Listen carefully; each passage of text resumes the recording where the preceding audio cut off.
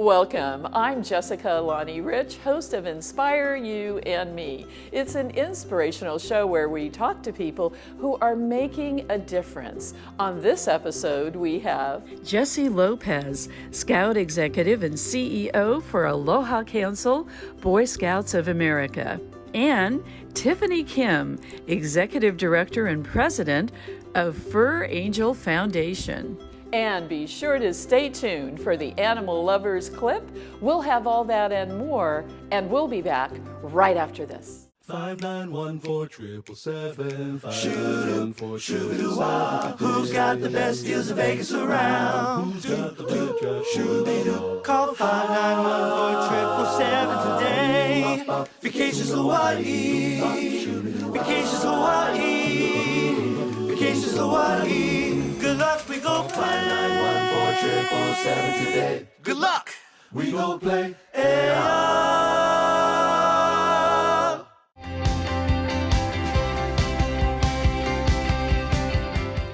We are very excited to have as our special guest on the show.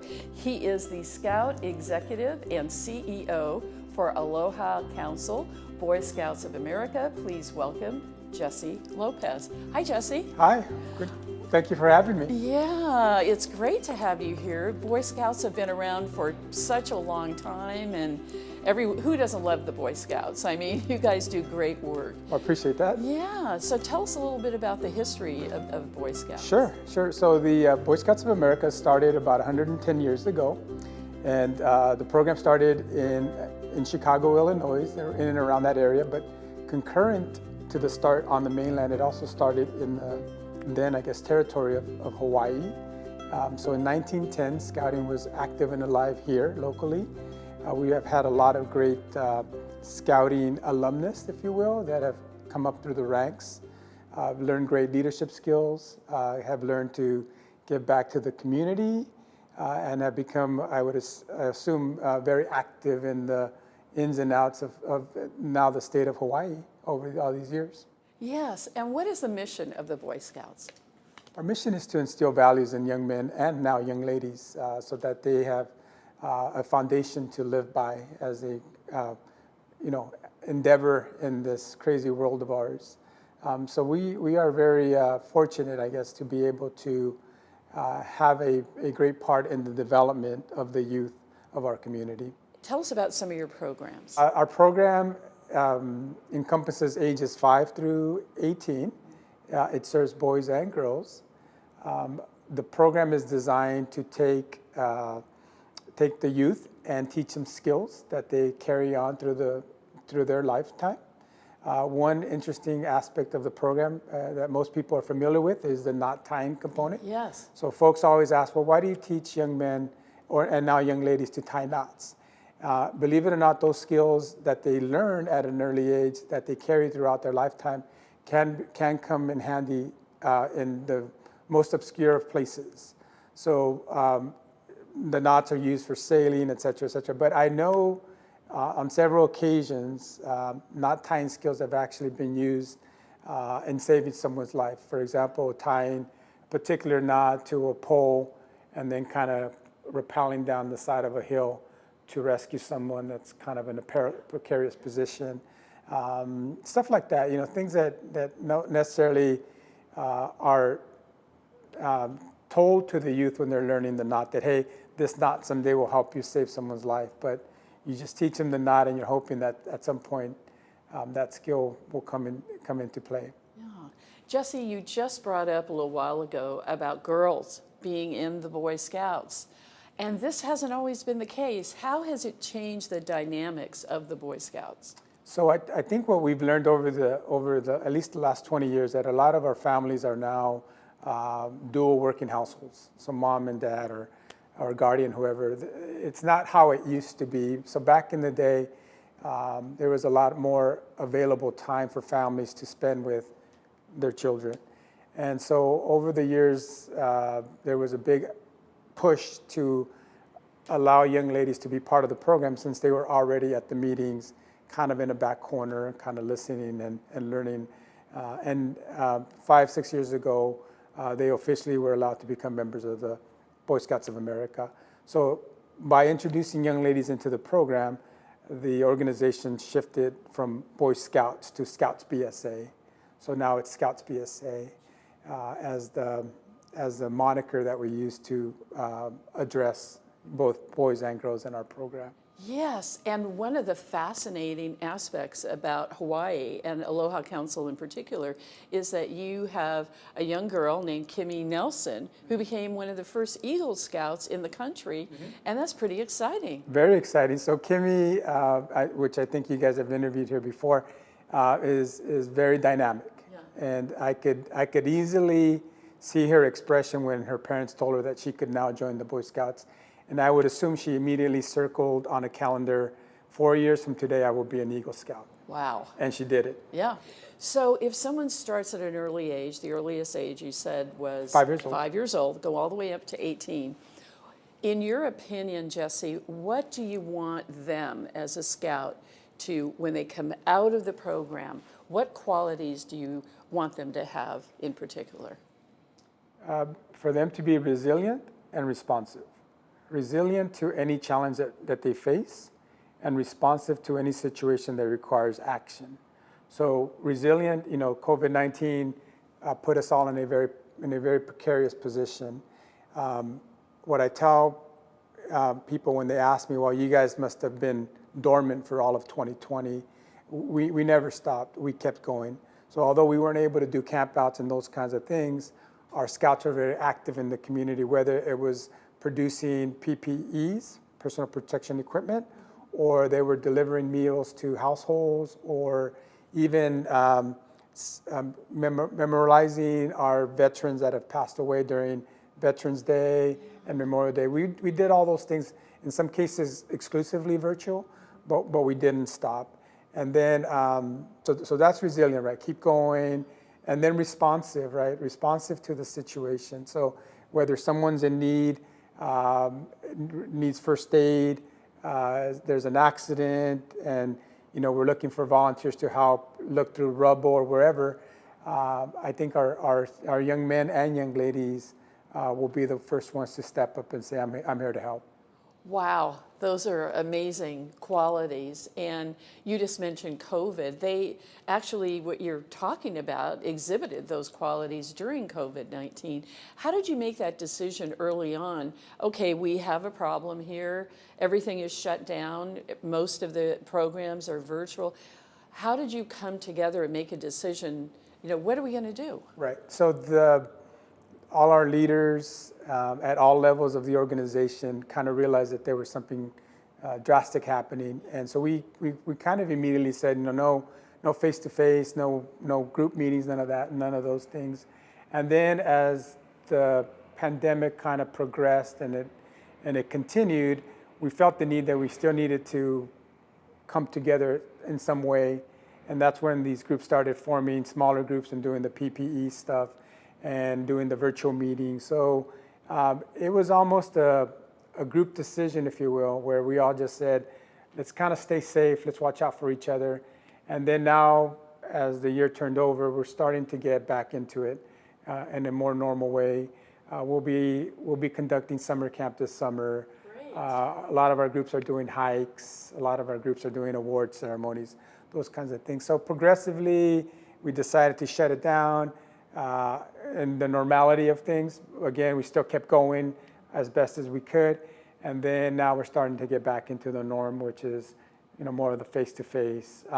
We just did a major undertaking at Punch Bowl Memorial Day weekend where we had our scouts place flags at the gravesites of our fallen soldiers. And I was talking to somebody the other day, and I mentioned to them that in some cases, some of the individuals buried out there don't have any families, right? If you think about their place in time, right? 18 to about 25 years of age, they lost their lives. So many of them probably weren't married, didn't have children. So when their siblings or their parents passed on, there really is no continuum, right? So if not for the scouts remembering them and placing a flag at their gravestone, there may not be anybody else that will take the time to do that. Absolutely. Is there anything about the Boy Scouts of America that you'd like us to know that you haven't already shared with us? And I usually say this when I do speeches in front of groups. I say, from my perspective, the only bad thing with the Boy Scouts is there's not enough. I know that not everybody wants to be one, but I would hope that everybody would be one because of all the things that I mentioned, whether it's for a day or for 13 years or whatever. I think the experience that they get in the scouting program, they will carry with them for the rest of their lives. It will make them better individuals. Our community will be better because of that. I run into, people in the community when they see the logo or they find out that I work for the Scouts, they'll come up and they'll say, the Scout oath, Scout sign. They'll remember something from when they were youth. And I'm talking, 80, 90-year-old individuals Really? that Wow. still remember when they were 5, 10, Yeah. 15 years of age, going on a camp out, having a leader that inspired them to be the best that they could be. That is awesome, and you're doing a great job. Appreciate it. In closing, Jesse, the name of our show is Inspire You and Me. What inspires you? There's an individual, whether it's a youth or an adult out there in the community that I've not met yet, that some way, somehow, when I come in contact with them, hopefully that I help make their life better. And in my daily walk, right, and throughout my life, I take the time to look at the situation, whether it's a homeless individual, right? There's some circumstance that put that individual in that position. And then I also see, we were talking about, accolades of accomplishments, right? So Kimmy would not have been in that position 10 years ago if not for someone saying, why not? So I think what inspires me every day is there's somebody out there that I can positively affect their life. And it's not always easy, right? There's some bad days, but I try to keep that as my motivation is make a positive impression on someone's life. Don't add to their burden. Wow. Well, you are definitely making a positive impression on so many young people's lives, and you've made a positive impression on us for sure. Jesse, thank you so much for being a guest on Inspire You and Me, and it's been our pleasure to have you on the show. Thank you for having me. The law firm of Cronin Freed is proud to sponsor Inspire You and Me, a show about people in our community who are making a difference. I'm Rick Freed, and our law firm of 16 attorneys handles major injury cases, choosing to devote our considerable talent and staff to those injured people and victims for whom we can make a great difference. We hope that you will be inspired to follow your dreams and find your purpose. At Doctors of Waikiki, we're passionate about providing expert urgent care to Hawaii's residents and visitors. We offer a smart and convenient alternative to your local ER. Our average wait time is less than 15 minutes. Open 7 days a week with an in-house x-ray, pharmacy dispensary, and extensive laboratory capabilities, plus free Waikiki transportation and a multilingual staff. So, be treated, not seated. Call Doctors of Waikiki today.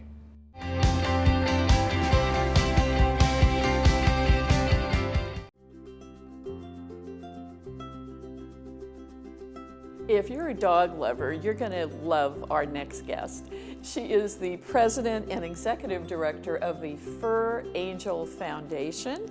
Please welcome Tiffany Kim. Hi, Tiffany. Hi, thank you for having me. Yeah, it's really nice to meet you, and I love the name of your nonprofit agency, Fur Angel Foundation. How did you come up with that name? It was just a few of us sitting around my living room floor, and we were talking about creating a nonprofit, and we wanted something that was a strong name, something that meant something, and so, I don't know, we were just tossing around ideas, and somehow we put together Fur Angel Foundation, and it just kind of stuck. Yeah, and you are, when you think about it, you are acting like an angel for the dogs. Tell us about the dogs that you serve. So we serve a number of different types of dogs. We get dogs that are owner surrendered, whether it be, due to circumstances or they can no longer care for their dogs. We also work with other wonderful organizations that don't specifically specialize in adoption, like Canine Kokua or Aloha Animal Outreach. Sometimes we'll do transfers with the Humane Society, which is really awesome as well. And then the last way that we get dogs is, for some reason, stray dogs like to find our staff and our volunteers. So we get strays every once in a while as well. Wow, and you serve underprivileged dogs and also abused dogs. Can you give us some examples? Yeah, we've had a number of cases over the years. We've had a couple of dogs we had a pair of dogs actually that were two-legged dogs. We don't know really what happened to them, but they came to us that way. How sad. We've had a couple of amputees that were hit by cars. We've had other dogs with parvovirus and a number of other issues that we've dealt with. Tell us about your mission. Our mission, basically what we're trying to do is help out the community. We really want to be somewhere that people can turn to if they need help. So we want to help not only wonderful people, looking for another way, but also the dogs in the community that, sometimes we hear this a lot. It's devastating to hear, but folks that don't know what else to do with their dogs and they'll just dump them.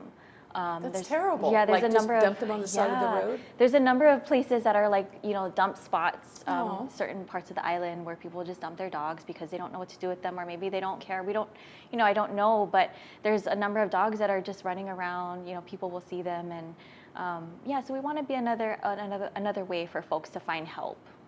So if someone sees a neglected dog or an animal that's been abused on the side of the road that you're talking about, Tiffany, do they call you? Do you send someone out to pick them up? And then walk us through that process.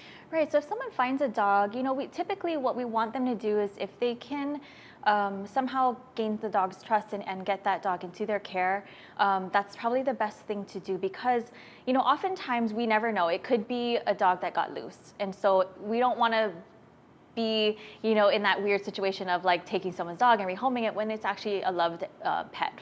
And so we always ask folks to, first of all, scan the dog. They can go to any veterinary hospital, Humane Society, to scan the dog for a microchip.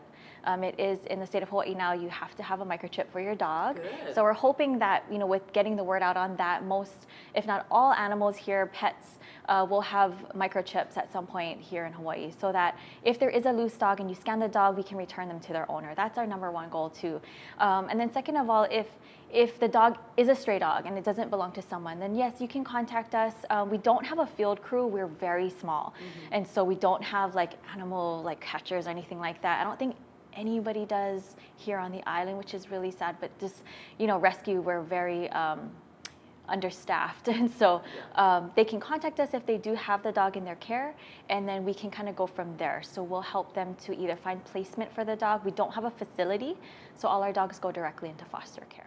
Now you mentioned about your name and a group of you decided on your name. So along those same lines, when did your foundation get started and what gave you the idea to start it?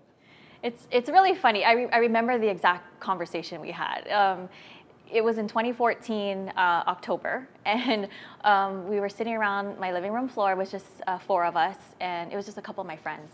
And one of my friends was talking to us about a family that had actually contacted her about rehoming their personal dogs, and there were 50 to 60 of them in one home. Oh my gosh. And so if you can even imagine what that would be like for the animals, a lot of them were pretty much feral. They were fighting for resources and not getting the care that they needed. And so we were like, what can we do? How can we help? Yeah. And so we started talking about them, talking about how we can better organize. And, we threw out the idea of maybe we should start a nonprofit. And that's just where the idea came about. Did you physically go to that home where there were 50 dogs? I can't even imagine someone having 50 dogs in their home and what it must have been like. At the end of it, I think I counted in our system, our database, I think we rehomed 55 of them, and they kept a few dogs. So there were closer to 60 to 65 dogs. When you have dogs that are unneutered or not spayed, the population can grow very quickly. In a litter for small dogs, you can have 10, pups, and you multiply that by multiple mothers, it can grow really rapidly. And so, there were so many dogs. We had a couple of dogs that were like on the brink of death. It was really sad. How sad. They weren't getting enough water. They weren't getting enough nutrition. Definitely no socialization. So it was like they didn't even know how to interact with other dogs or people. And so they were a difficult case. Tell us about how your adoption process works. Sure. The adoption process, you can find out more information on our website, and that has basically all the information about the process, kind of what you need to do, the steps that you need to take. So for the adoption and fostering as well, it's forangelfoundation.org, and you can click on the tabs for adoption and even fostering to find out more information about kind of how that works. For us, basically, you fill out an application. You'll be contacted by one of our coordinators. We kind of joke around, we're like a matchmaking service. We try to find the right fit dog for the family and vice versa. We want to make sure that we're doing our part and the best that we can to make sure it's a good fit, that everyone in the household is happy with the situation and the decision to adopt a dog. Now, the name of your agency is Fur Angel Foundation. Share with us a story about a dog that you rescued and maybe who was underprivileged or underserved or abused, and what happened to him in the end, or her. I have so many. But we had this one dog comes to mind, Nibbles, and he was part of that first hoarding situation that I was talking about. And he was literally pint size. I mean, he could fit in the palm of your hand when we first got him. And he was one of those dogs that we didn't know if he'd make it. He was literally on the brink of death. He couldn't hold his head up. He and his sister were rescued together as a pair, and literally I held them in my hands. And his wonderful foster mom, who actually adopted him, was a vet tech. So we were very fortunate to get in contact with her. But he was in the hospital, and he had to be hospitalized for a time because he was not flourishing on his own. He was not eating or eliminating on his own. He had tubes in his body. And we were literally, I went down there, I think it was midnight. He was in the hospital and he was admitted. And I went down there at midnight. One of my co-founders came down with me, and we thought we had to put him down. But we ended up just praying for him and putting it out onto our social media page, asking for everyone to pray for the dog and to give us, good vibes and for healing and all of that. And he actually is still alive. Really? And he's in his forever home and he's thriving. So yeah, it's one of the stories that sticks with me to this day.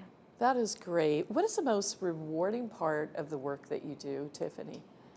It's seeing the dogs that come to us that are, quote unquote broken, have been mistreated, mishandled, and the trusts with humans have been, strained.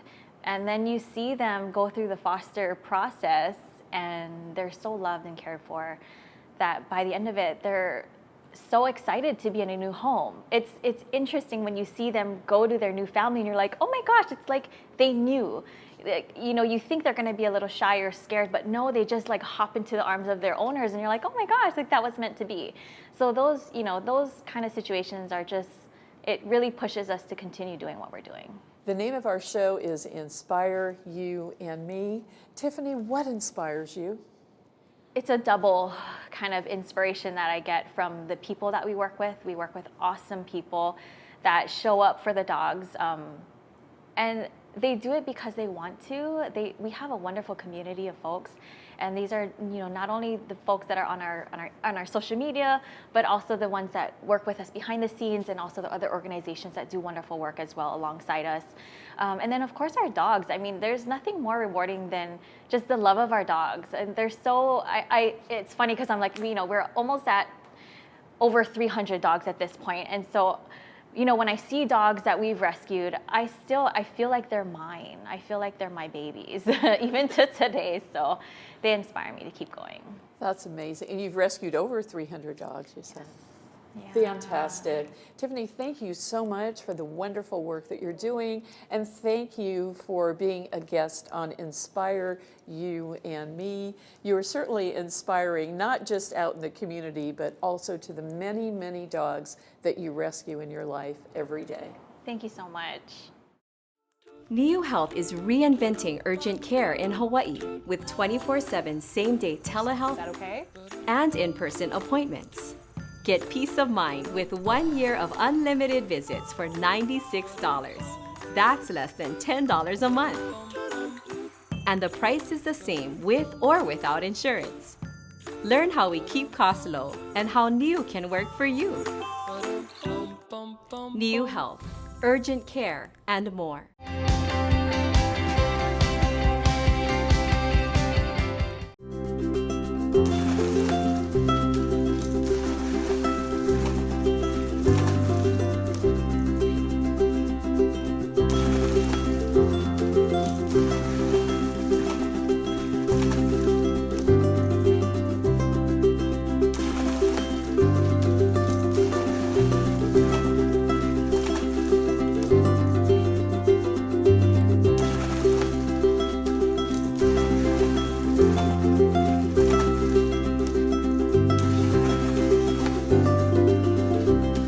We hope that you've enjoyed our show this week.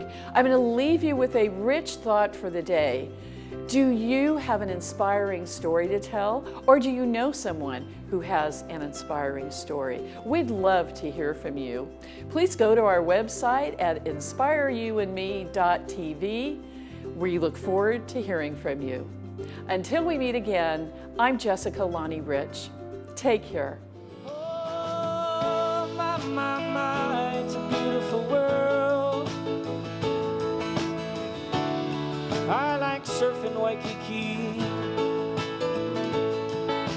I like to paddle out beyond the white breakers, where a man can still be free, or a woman if you are one. Yes, I do like surfing Waikiki. My, it's a beautiful world. My, it's a beautiful world. Oh, my, it's a beautiful world. My, it's a beautiful world.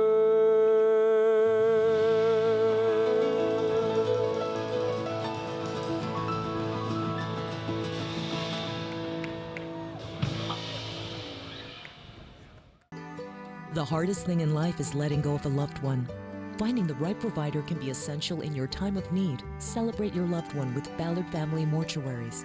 We offer a full range of cremation and burial services on Oahu, Maui, Hilo, and Kona, with professional guidance and specialized attention you can trust at the most affordable cost. Call us today for a free consultation on funeral service options available to you and your family. Ballard Family Mortuary Group, serving Hawaii since 1997.